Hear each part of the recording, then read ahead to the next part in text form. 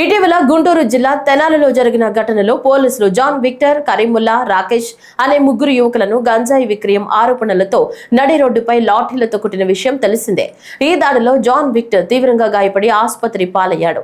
కాగా ఈ ఘటనను తీవ్రంగా ఖండించిన మాజీ సీఎం జగన్ నేడు తెనాలిలో విక్టర్ కుటుంబాన్ని పరామర్శించారు. ఈ సందర్భంగా మాట్లాడిన జగన్ రాష్ట్రంలో రెడ్ బుక్ పాలన నడుస్తోందని మండిపడ్డారు. ఈ దాడి పోలీసుల వికృత చర్యని, రాష్ట్రంలో పోలీసు వ్యవస్థ పూర్తిగా దిగజారిపోయిందని, ఇందుకు తెనాలి ఘటనే నిదర్శనమని పేర్కొన్నారు. ప్రభుత్వ వ్యతిరేక గొంతులను అణగదొక్కుతున్నారా అని ఆగ్రహం వ్యక్తం చేశారు. అణగారిన వర్గాలంటే కూటమి ప్రభుత్వానికి చిన్న చూపని అన్నారు. గొడవను ఆపే ప్రయత్నం చేసినందుకే మంగళగిరి నుంచి కొట్టుకుంటూ తీసుకొచ్చి నడి రోడ్డుపై దాష్టికానికి పాల్పడ్డారన్నారు. తాము బడుగు బలహీన వర్గాల వైపే ఉంటామని, వారికి అన్యాయం జరిగితే సహించబోమని జగన్ స్పష్టం చేశారు.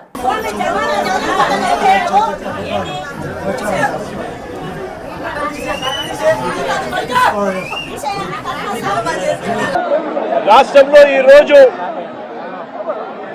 రెడ్ బుక్ రాజ్యాంగంతో ఏ రకంగా అదుపు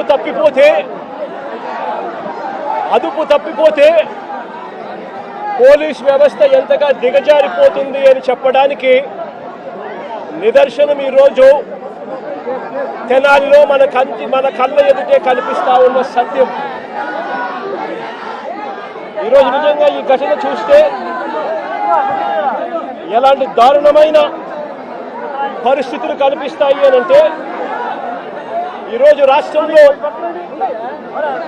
జరుగుతా ఉన్న అనేక సంఘటనలు ఒకసారి గమనించినట్లయితే ఆ ప్రతి సంఘటన కూడా ఏ రకంగా చంద్రబాబు నాయుడు గారు ఆయన పార్టీ రెడ్ బుక్ రాజ్యాంగం తీసుకొని వచ్చి పోలీసు వ్యవస్థను దుర్వినియోగం చేస్తూ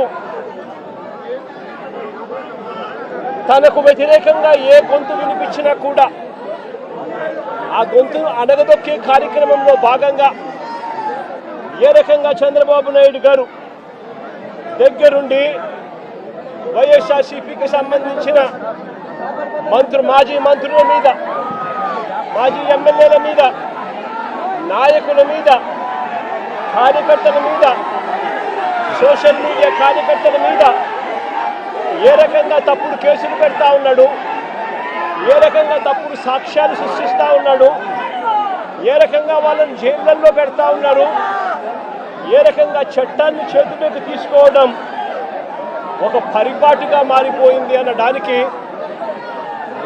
ఈరోజు రాష్ట్రంలో జరుగుతూ ఉన్న రెడ్ బుక్ రాజ్యాంగం మన కళ్ళ ఎదుటే కనిపిస్తూ ఉన్న సత్యం. ఆ రకంగా రెడ్ బుక్ రాజ్యాంగాన్ని ఉపయోగపెడుతూ అదుపు తప్పిపోతే పోలీస్ వ్యవస్థ, ఆ పోలీస్ వ్యవస్థ ఎలాంటి వికృత రూపం దాలుస్తుంది అని చెప్పడానికి నిదర్శనం ఈరోజు తెనాలిలో జరిగిన ఘటన.